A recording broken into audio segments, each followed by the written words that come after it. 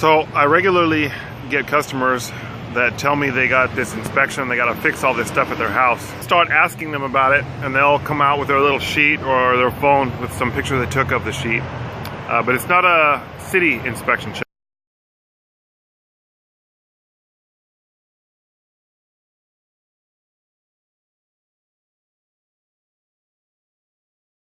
And inevitably is what I find out is that they are selling or trying to sell their house, and they had a realtor who sent a home inspector to their property.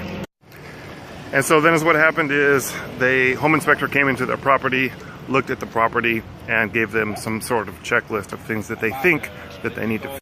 In this specific example, this customer had a list of various things that they wanted to get fixed, or I guess they thought they needed to get fixed.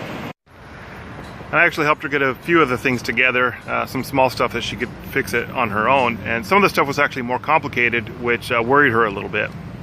So one thing was she was looking for a dead front for an electrical panel, which is not something that you buy. In order to fix that, you have to replace the entire panel.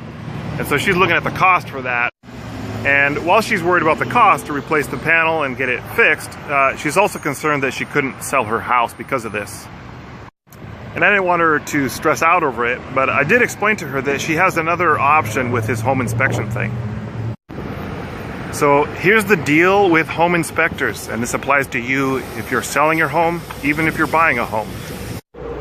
Home inspectors are not a legal, city, municipal, or electrical authority to tell you to do anything.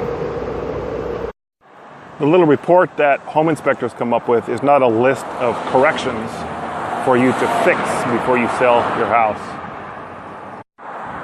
The home inspector's sole job and responsibility is to give the buyer a clear picture of the property that they're trying to purchase. So when you get your report from the home inspector, it's not a list of things for you to fix. It's actually a tool for you and the buyer to use when negotiating the price.